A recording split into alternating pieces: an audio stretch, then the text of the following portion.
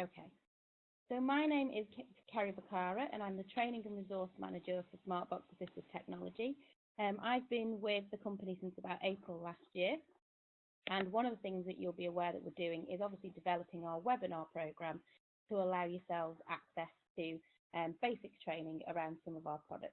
So today, as I've already said, we'll be looking at the Grid 2 and mastering some of the very basics.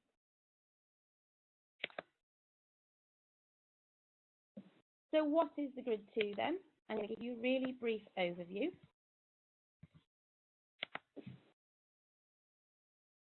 Essentially, it is a piece of software that is designed for communication and computer access. It's our flagship software that comes with all of our devices.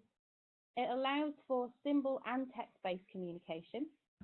And those of you who already have the Grid 2 will probably be aware that it comes with a number of ready-made grid sets and vocabularies that you can use and just personalize for an individual user.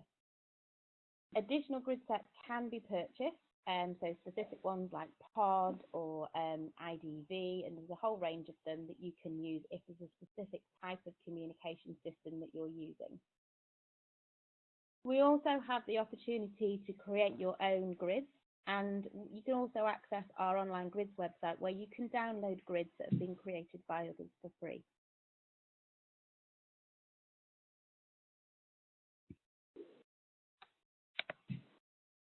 The skills that we're going to be looking at today then, we're going to do the basics. So we're looking at making a vocab cell, editing the vocab cell. So we're going to look at making changes to things like pictures and changing the basic style of a cell.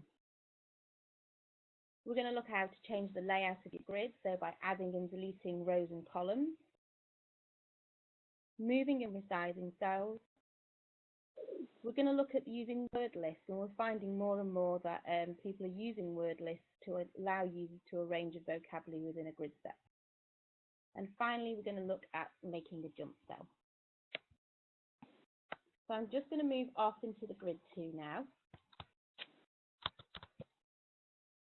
I'll start by giving you an overview of a couple of the vocabularies in here so you can start to see how the Grid 2 works.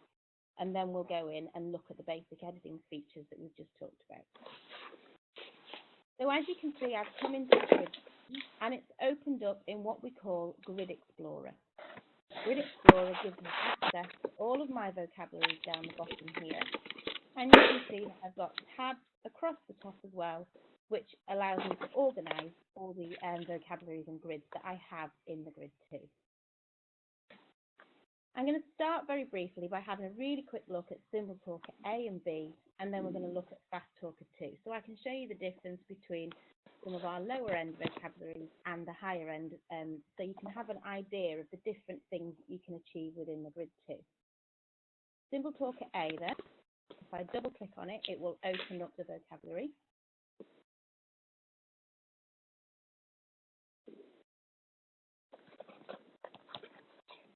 Okay. What I can see in here is that Symbol Talker A is a topic-based vocabulary. So all of the content within here is organized into topics to help the user find specific things. Across the top, I've obviously got my message workspace here where a message will appear. And if I go into any of my topics, I can see that Symbol Talker A is designed for a user who's going to probably be using one or two words, and we've got some basic sentence starters as well. So I can either just click the individual word, or I can select and make a sentence.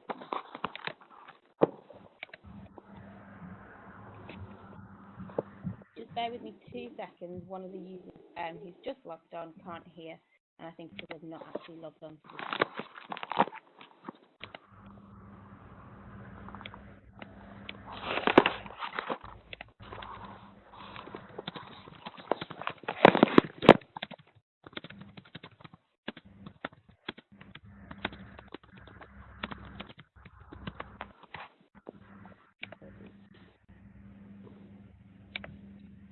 Okay, if I go back to the main page, you can see here I've got a range of topics on the top of the page, but I can also scroll through and access more topics. The idea behind Symbol Talker A is obviously that it's quite simple and easy to navigate around. And if you look at the level of vocabulary that we're working with, We're not looking at sort of quite complex languages at the moment.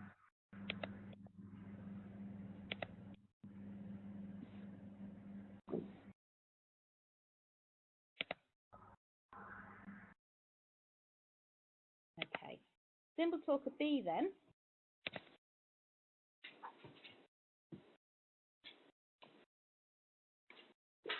Symbol Talker B is effectively the follow-on from Symbol Talker A.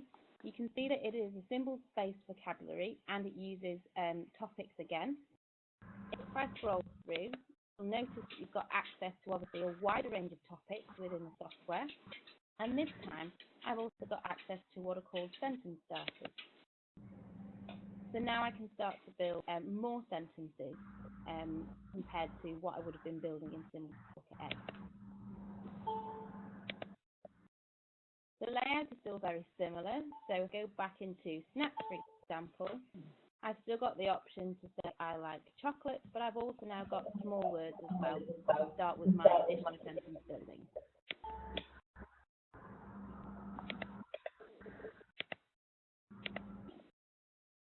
Okay.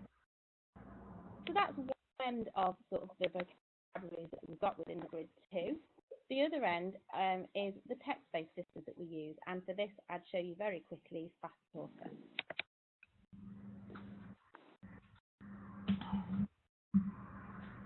Okay, Fast Talker is designed for literate users. So if I go into the chat grid here, you'll see that what we're looking at is for users who are going to be typing their message and using prediction from the cells across here. We've got the opportunity here, obviously, to speak their message when they want to. And to make communication quicker, we've got access to pre-recorded messages.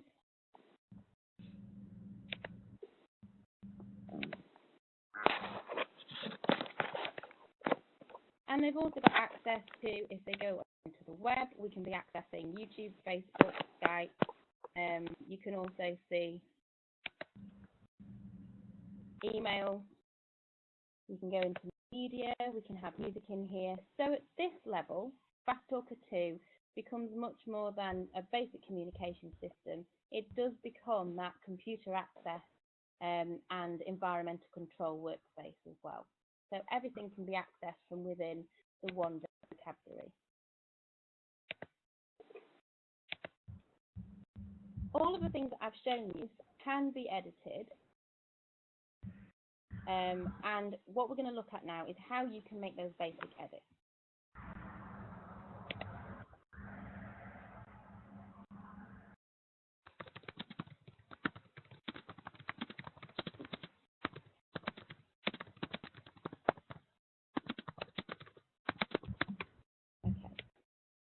So what I've done today is set up a grid to a new user already called a training grid. So if I go into here, we'll make a start.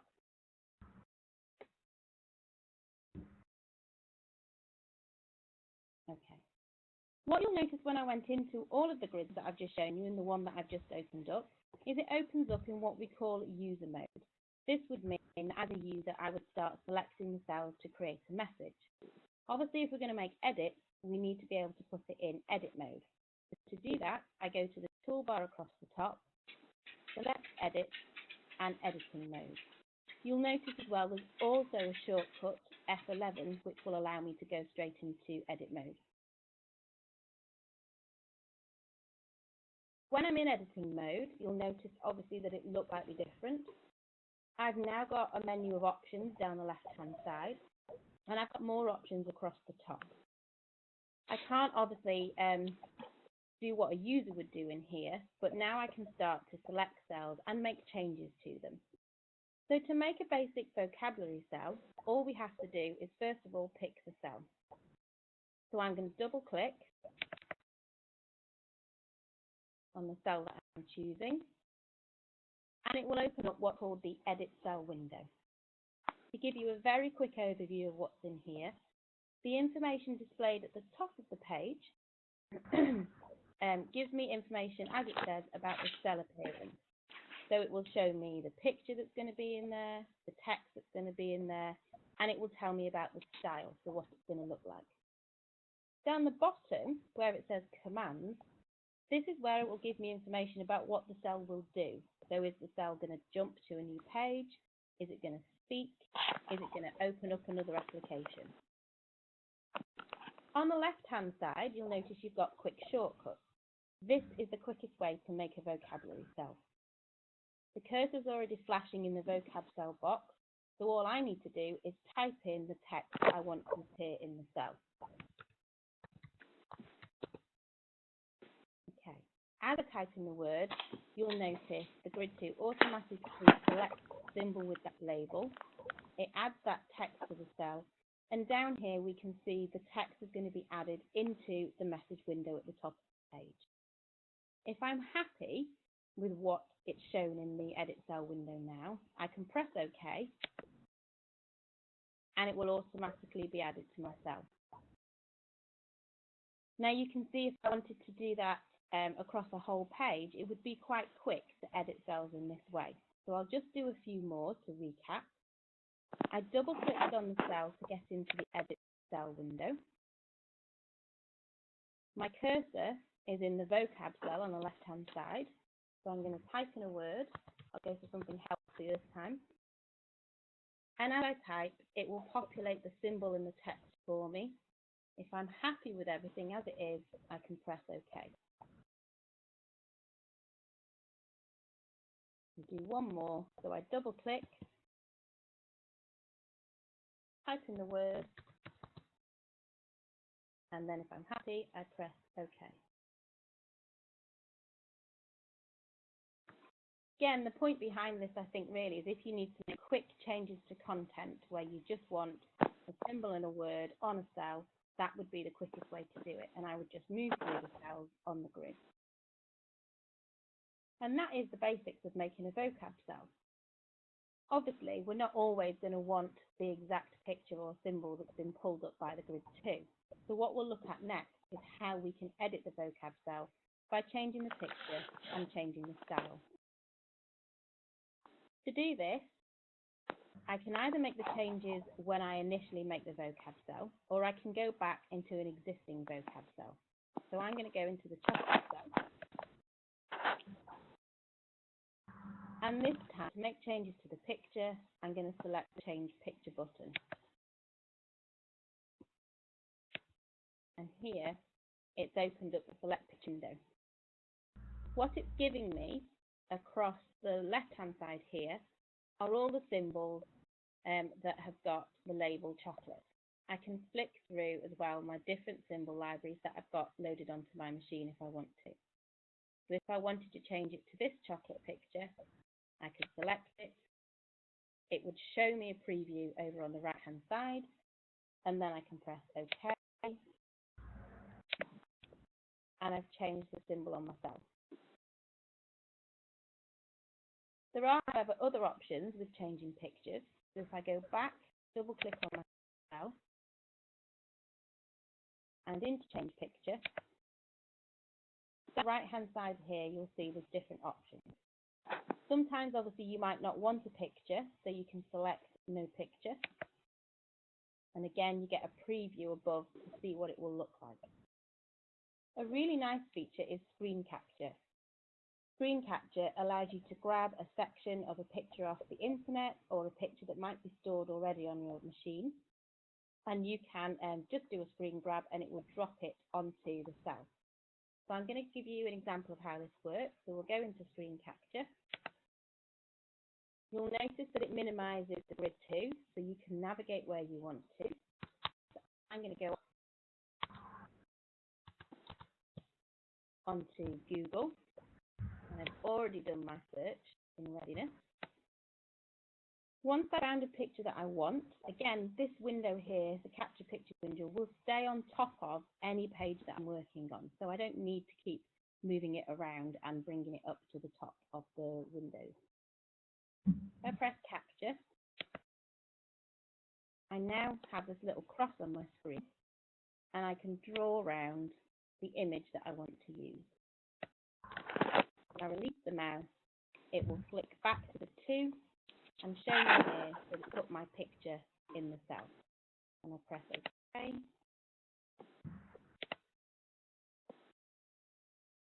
now I've got that image on my cell ready to use. Let's make some changes to the apple cell.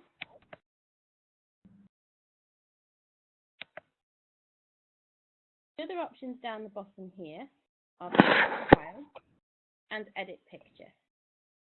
Browse for File would do what you expect. It allows you to go off into your computer and navigate for a picture you already have saved. So if I go into my picture library, I've already got an apple that I saved earlier.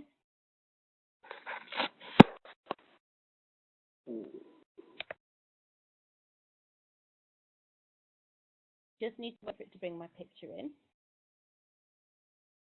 And then I can press OK.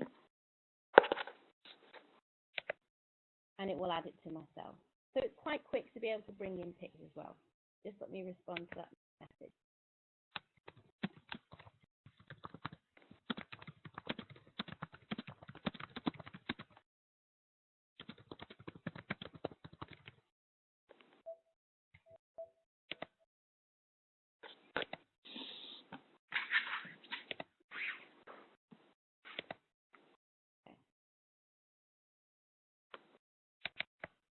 The last thing in terms of changing the picture is the Edit Picture window.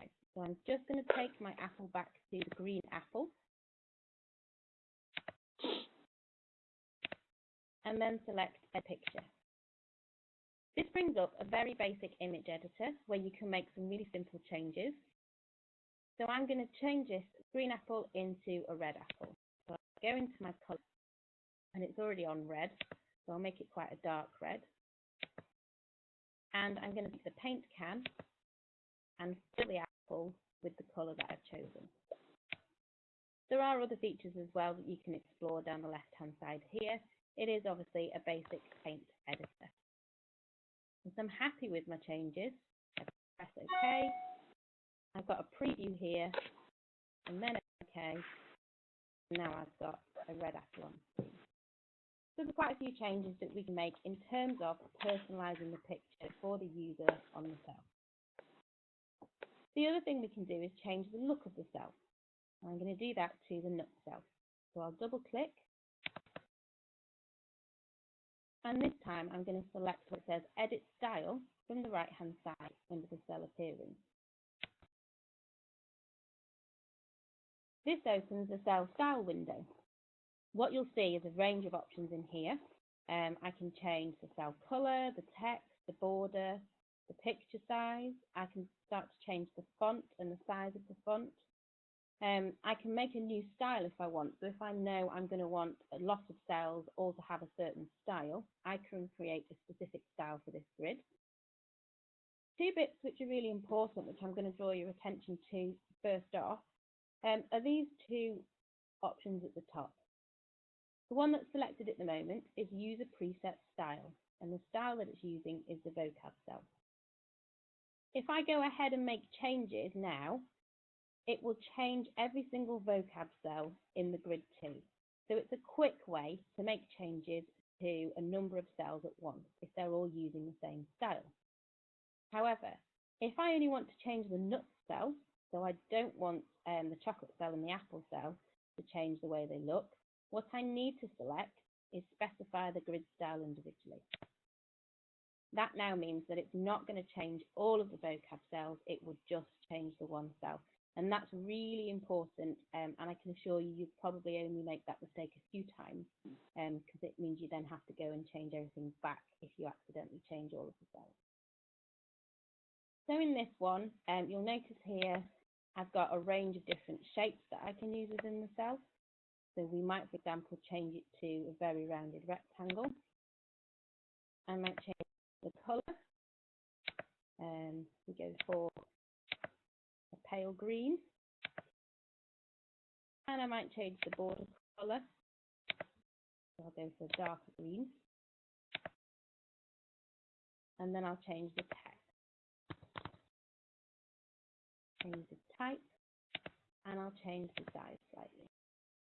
I'm happy with all my changes. I can press OK. I can see I've got a preview of it here. And OK. And now it's there on my screen. One thing just bear in mind when you are making changes to the way that a cell looks, there are options in there like stars, hexagons, all sorts of different shapes. It's obviously just to remember in terms of the user, how it's going to look for them on a screen. Because obviously if you've got a whole page with 20 cells that are star shaped and they've got quite small pictures there and quite small text, it can be quite difficult for them to navigate around the screen as opposed to having slightly clearer, larger rectangular cells, for example. Okay. If I want to now go back into user mode to check that everything works, I press the red button, and yes, I do want to save my changes. And now I can see what my grid would look like in user mode.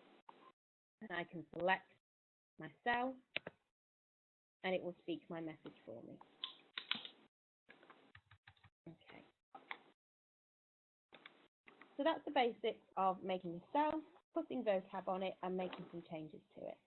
Now let's move on to things like making changes to the size of your grid and changes to the size of the cell. Obviously, I'm going to start by going back into edit mode. Okay. What you'll notice when we're in edit mode is down the side and across the top, we have these little arrows or teeth. These allow you very quickly to add in odd cell or the odd row. All I do is click on it, and I get the following options: insert row above, below, and delete the row. If I want to add a row in, I just click on it, and it will add a row. The same goes columns. I click, insert column, and it will add one in for me. Okay, I can also delete the column the same way, and I can delete the row the same way. If you know you're going to be wanting to add or delete a number of rows at once or columns at once, it is sometimes quicker to use the option from the left-hand side. So, for example, I was going to do add or delete a row. I'd select that. Now when I move my cursor, I get either a blue box or a red box. The blue box, if I click, will add in a row, and the red box, I click, will delete a row. So I could add 3 rows here and then delete 3 rows. So again, that is quite quick if you want to do quite a few changes at once. Then you can do the same for columns. Once you're happy with the way your grid looks, you can go to stop adding and deleting rows on the left-hand side, and it will go back to your normal options. So it is very, very simple to make changes to the size of your grid, and obviously you'll need to personalize each grid individually for the user. So you can either use the arrows across the top, or you can use the add or delete a row or add or delete a column on the left-hand side. In terms of editing the size of a cell then, and moving it around a screen, the simplest way to do it, to move it, you just select it, and there's a click and drag function. So I'm going to hold down the left click on my mouse, and I can drag it around the screen. And then I can drop it wherever I want that cell to be. What you'll notice when I clicked on the cell once to highlight it is you have these little tiny squares around the edge, same as you would in Word or PowerPoint. And those are what I'm going to use to resize my cell. So I'm going to go to the corner here, and again I'm going to click and drag it to make my cell bigger. It doesn't always have to be done by a square, so with the Apple cell, select that, I can click and drag it to pull it down, and with the Nuts one, select it and click and drag to move it across. Again, once I've resized them, I can still move them around the grid. The only thing you need to bear in mind is if you drop it over another cell, the cell below will disappear. And that's really important, particularly when you're dealing with large cells like the chocolate one. Okay, so I'll just resize back to normal. So I'm going to click on this, and then I'm going to click and drag to move it up, and then click on the chocolate cell, and I'm going to click and drag to move it back up. And again, as I said, if I want to move the chocolate cell back, it's just a left click and drag to move it into the position that I want it to be.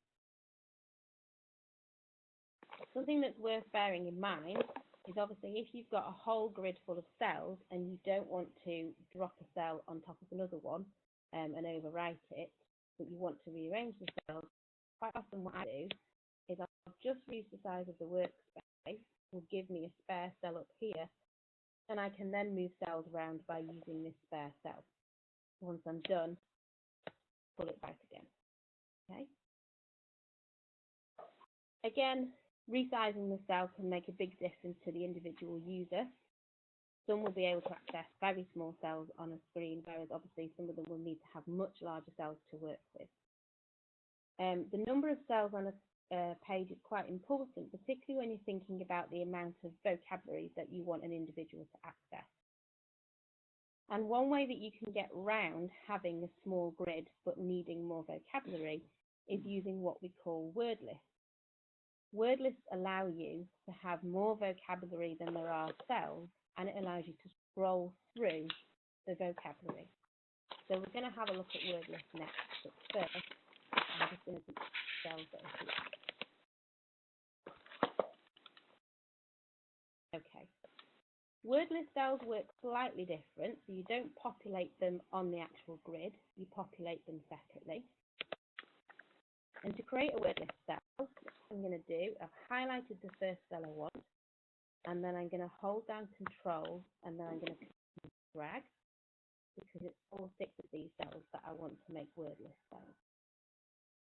If you look over on the left-hand side, there's an option that says Auto Content Cell. If I click that, the top option there is word list. What you can see now is I've got 6 word list cells. If I put these word list cells into user mode,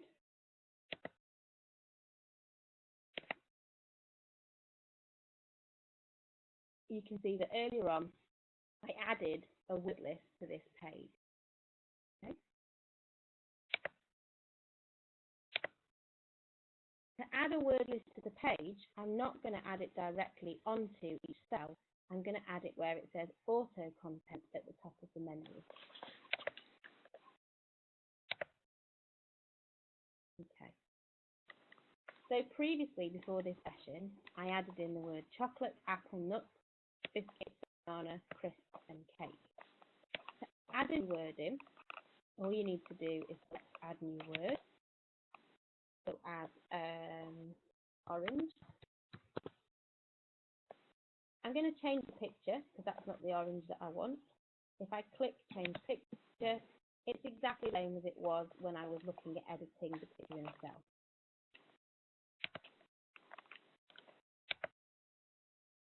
I can say OK, and you can see that I added the word orange to my list. Underneath the pictures, you can see that you can make some more changes. You can remove a word from a word list. And you can also change the position of the word by moving it up or down. Okay. One thing that you can do if you go under Tools is you can sort the list alphabetically. And obviously for some users, that's going to be the easiest way for them to access the vocabulary. For other users, they might want, for example, a frequency of use order. So that's why you can either sort it here or you can sort it individually using the arrows on here. Once I'm happy with the word list, I press Save and Close. And again, if we go into user mode, so editing, I can see I've got the beginnings of my word list here. The problem is I've got 6 cells and I need something that's going to scroll through to look at the rest of the word list. So I'll go back to edit mode. And I'm going to make a cell that will move through the word list. So I'll select the cell. And on the left-hand side, I've got the option that says really useful cells. The 2 that you'll be working with are more auto cells and previous auto cells. If you're using a shortish word list, generally you're just going to need the more auto cells. If you've got a longer word list and you want the user to be able to navigate backwards and forwards through the word list, you'll use both. So we'll just look at more auto cells.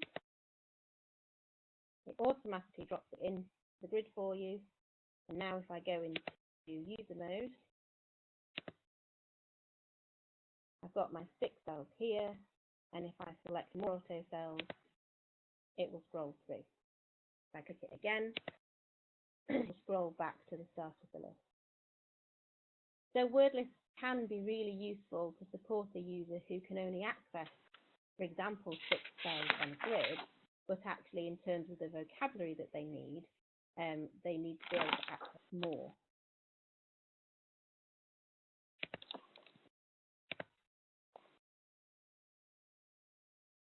Would it be useful if you could just type me a message if I recap word list, because I think that's probably the more complicated, the basics. Do you want me to recap how to make a word list, or is everybody comfortable with that?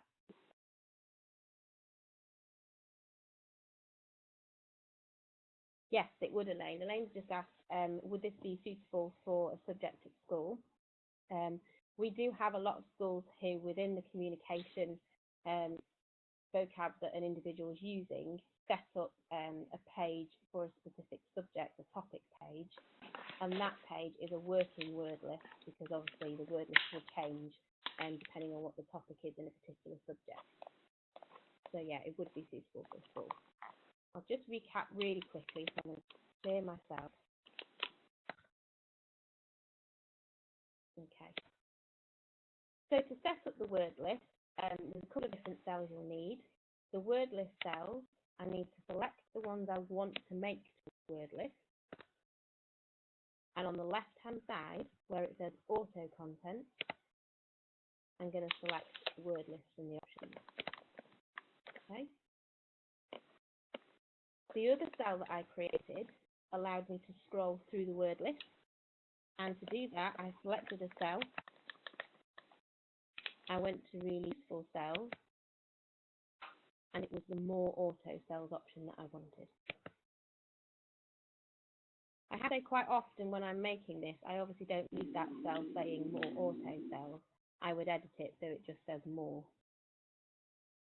To make changes to your word list, I went to auto content and word list with a grid. Here you can add words by selecting add a new word. Change your picture in the same way that you would do when you're editing a normal cell.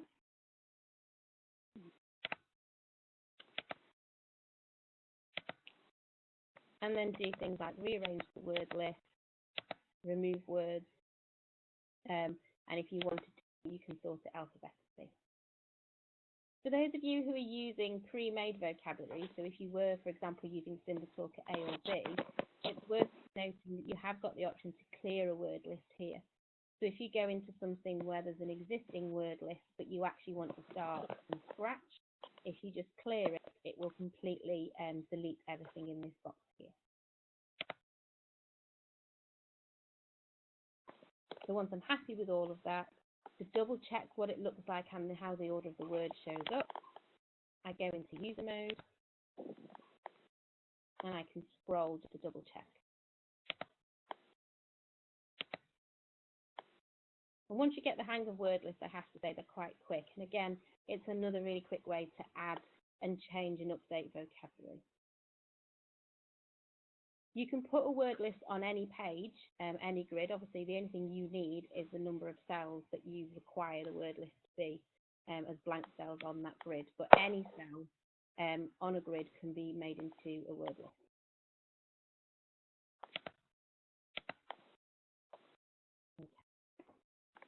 The last thing we were going to look at in this session was making a jump cell. Because what you will notice when we looked at SymbolTalker A and B and FastTalker at the very start was that obviously we don't just go in and use one page in a grid, very rarely. We're usually jumping off to other pages with associated topics or language. So in here, I'm going to imagine, for example, on this page, I've got snacks, but I might want to go off to a drinks page.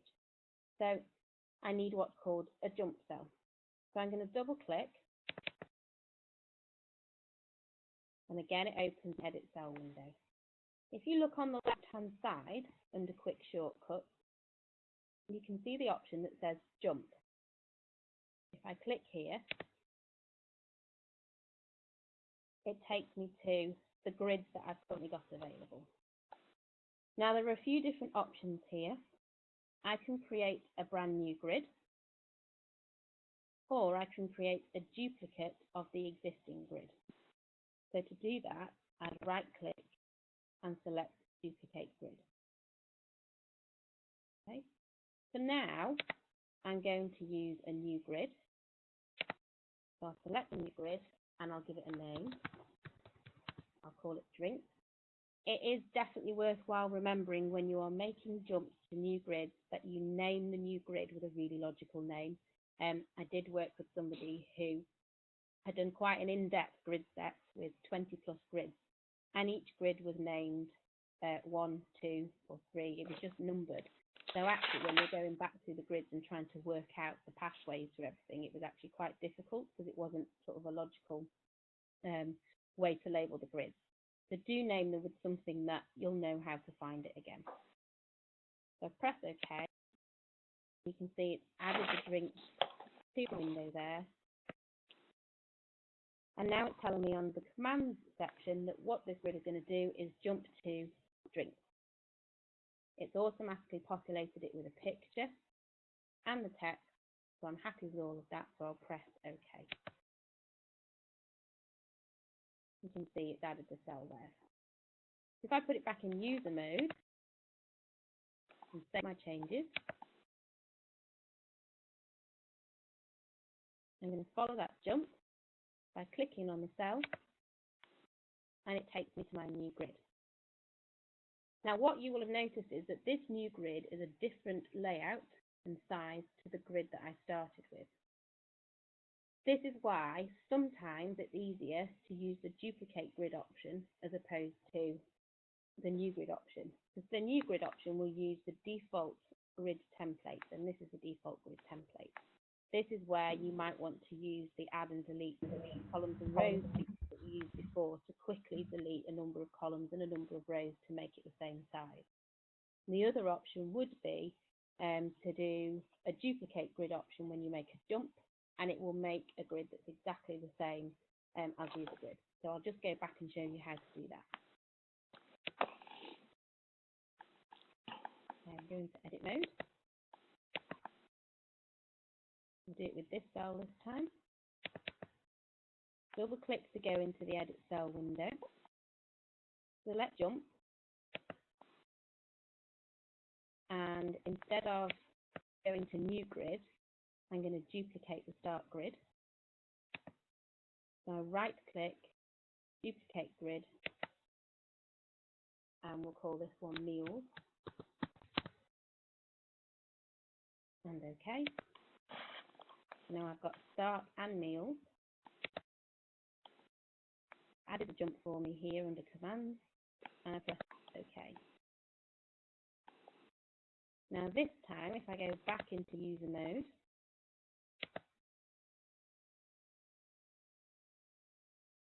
and select the meals grid, it takes me to one that looks exactly like the existing grid, apart from the cell on the left-hand side has disappeared.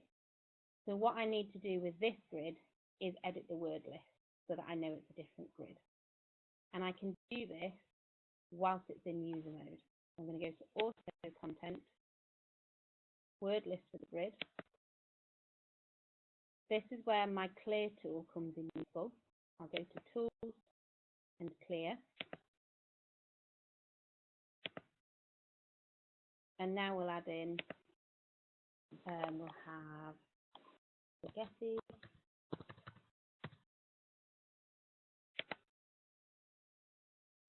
and fish fingers,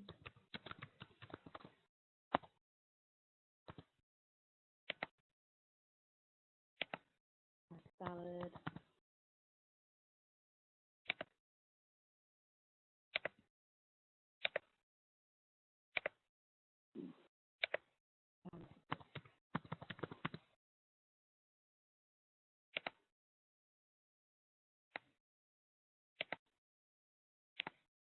So I'll just put the 4 in for now. Save and close, and it should update my word list. Okay, and go home, and I've still got the original word list from the start page there. Okay.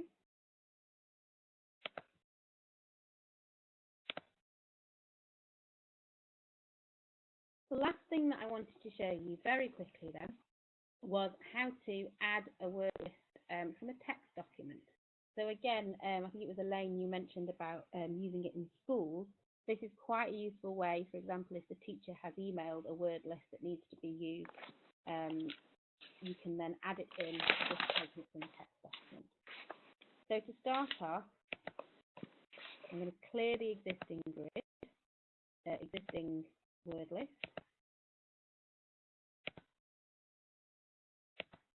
And come out of here.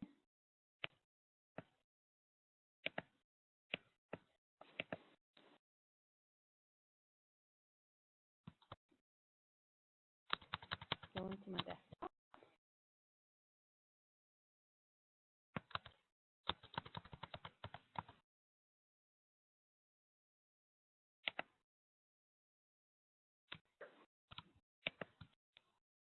Okay, what I'm going to do is right click on my desktop. This is how you make a text document if you've not done it before.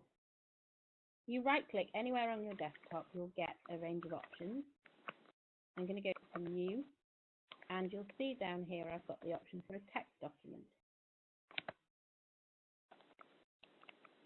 If I double click on it to open it, I can either now copy and paste into this document from an email, for example, or I can type a very quick word list. If you're typing the word list, you need 1 word per line. So I'll try and remember what we had. We had chocolate, apple, nut, biscuit, banana, orange, cake, and a crisp. Okay. So you could add as many words as you want onto this word list. I'm going to save it. Save it.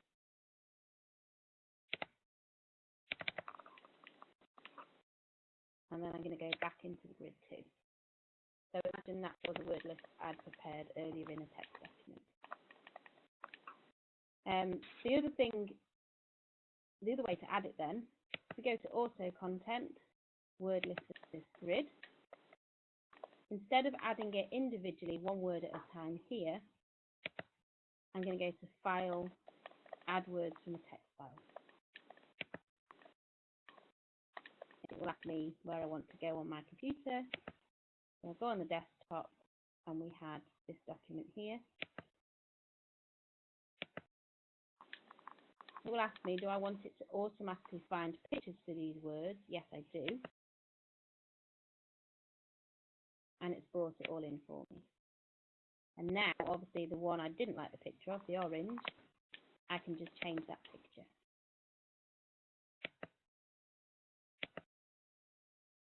So if you've got an existing word list somewhere that's in text format, copy and paste it into a text document, and then you can just automatically populate your word list by bringing it in from the text document. Save and close. And I've still got my word list.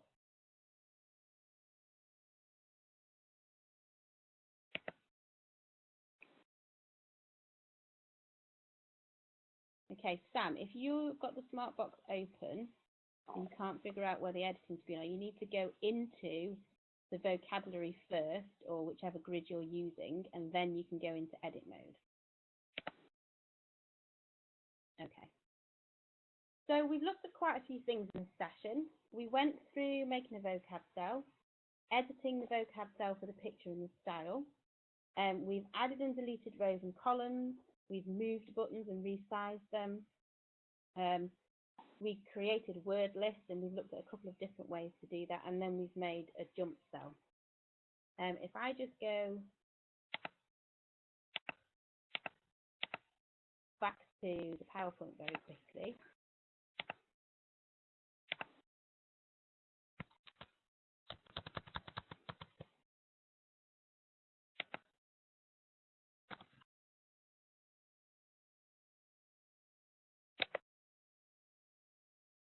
Get it to come up.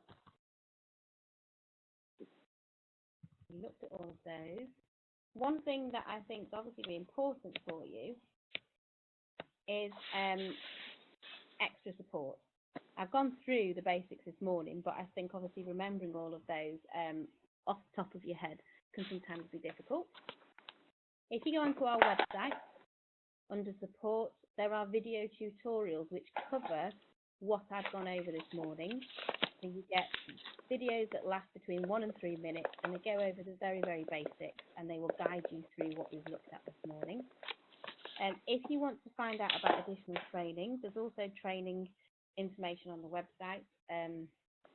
We do free training, you can buy on-site training, and you can buy web training, which can, again, help take you through some of the stuff that you've learned today.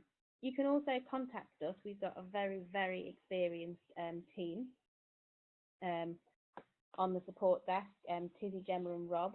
If you give them a ring, or if you want to just drop them an email, then you can, they will guide you through anything that you're struggling with. The support desks are great, thankfully. And quite often they'll either, if you're really stuck, they will fix something for you, or they'll just be able to how to do it. So I hope that that's been a useful session for you. If you've got any questions, feel free to just or if you've got your microphone on, you can speak them. Other than that, thank you very much for joining me, and I hope that it's been really useful in getting you started with the basics of the Grid 2.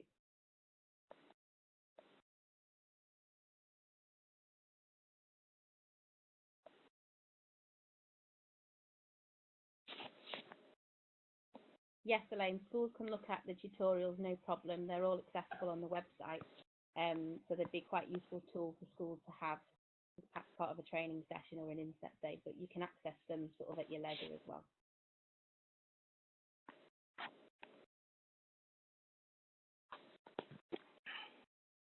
You're welcome.